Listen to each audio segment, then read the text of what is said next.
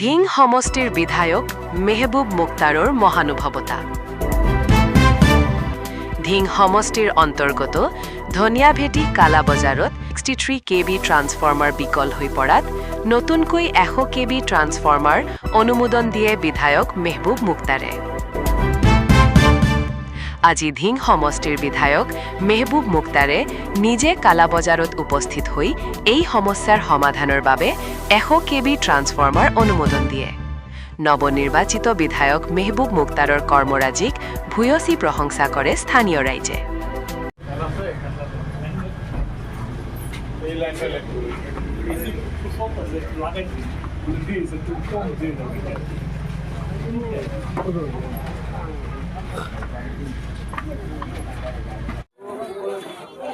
হয়, যোৱা 20 তাৰিখৰ পৰা ধনিয়াভেটি ধিং সমষ্টিৰ ধনিয়াভেটি গাঁও পঞ্চায়তৰ অন্তৰ্গত কালাবাজাৰ বুলি কয়, ইয়াত আপোনাৰ 63 kV এটা ট্ৰেন্সফৰ্মাৰ আছিলে আৰু যোৱা এই মাহৰে 20 তাৰিখৰ পৰা ট্ৰেন্সফৰ্মাৰটো বিকল হৈছে আৰু যাৰ বাবে ৰাইজ বিভিন্ন সমস্যাৰ সন্মুখীন হৈছে। ছাত্ৰ ছাত্ৰীসকল অধ্যয়নৰ ক্ষেত্ৰত অসুবিধা আহিছে, ব্যৱসায়ীসকলে নিজৰ ব্যৱসায়টো চলাই নিয়াৰ ক্ষেত্ৰত অসুবিধাৰ সন্মুখীন হৈছে আৰু সেই কথা মই গম পাই আৰু আজি মই নিজে আহিছোঁ ঘটনাস্থলীত। তাত এই গাঁৱত নিজে আহিলোঁ, আহি পেলাই বিধায়কৰ যিটো কোটা থাকে তাৰ পৰা 63 kVৰ পৰিৱৰ্তে 100 kV ট্ৰেন্সফৰ্মাৰ এটা মই লিখি মই নিজে হাতে আজি স্থানীয় ৰাইজক সচেতন ব্যক্তিৰ হাতত মই নিজে লিখি কাগজখন দিবলৈ আহিছিলোঁ। এই উদ্দেশ্যলৈ আজি ইয়ালৈ আহিছিলোঁ। সন্মানীয় মুৰব্বীয়ান আৰু যুৱক বন্ধুসকল, আজি যোৱাকালি মোৰ ইয়াত গৈছিলে, আপোনালোকৰ এই অঞ্চলৰ পৰা তেখেত গৈছিলে আৰু লগত দুজন গৈছিলে। মোক গৈ জনাইছিলে যে আজি যোৱা 20 তাৰিখৰ পৰা আপোনালোকৰ ট্ৰেন্সফৰ্মাৰটো বিকল হৈ আছে। গতিকে বিকল হৈ আছে, ৰাইজে সেৱাৰ পৰা বঞ্চিত হৈছে, বিদ্যুৎ গ্ৰাহকসকল, যাৰ কাৰণে ছাত্ৰ ছাত্ৰীসকলৰো সমস্যাৰ সন্মুখীন হৈছে, ব্যৱসায়ীসকলেও সমস্যাৰ সন্মুখীন হৈছে। গতিকে যোৱাকালি যিহেতু বন্ধ আছিলে শনিবাৰ, আজি দেওবাৰ, গতিকে অফিচ খোলা নহয়।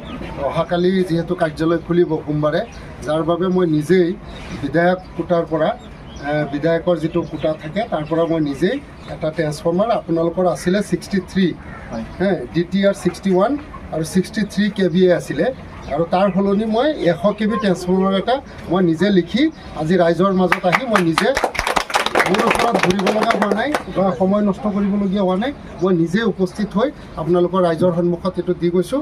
এইটো বিভাগীয় কৰ্তৃপক্ষক দিয়াৰ লগে লগে বিধায়কৰ যিটো কোটা আছে এই কোটাৰ পৰা আপোনালোকে অতি সোনকালে লাভ কৰিব।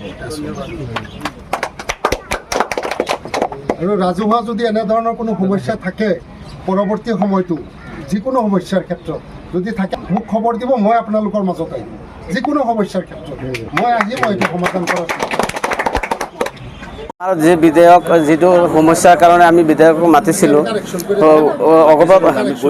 গৈছিলোঁ তাত কথা পাতিছিলোঁ। তাৰ পাছত আমি আমাৰ বিধায়ক জাগাতে আহিছে, কালাবাজাৰতে আহিছে। এইটো আমাৰ ট্ৰেন্সপৰ্টৰ যিটো অসুবিধা ছাত্ৰৰ কাৰণে আৰু ব্যৱসায়ৰ কাৰণে যি অসুবিধাৰ কাৰণে বিধায়ক নিজে আহি পেলাই আমাৰ যিটো লিখি দিব লাগে এই MLA ফাণ্ডৰ পৰা যিটো দিব আছে সেই বস্তুটো মানে এই MLA এতিয়া লিখি দি থৈ গৈছে, আমাৰ হাততে দি থৈ গৈছে, ৰাইজৰ হাতত। এইটো কাৰণে আমি ধন্যবাদ জনাইছোঁ MLAক। আৰু আমাৰ যি সমস্যা হয় বিধায়কে নিজে মুখে কৈছে ঘৰত যাব নালাগে, মাতিলেই নিজে এই আমাৰ ৰাইজৰ সন্মুখত আহি উপস্থিত হ'ব। এইটো ধন্যবাদ জনাইছোঁ।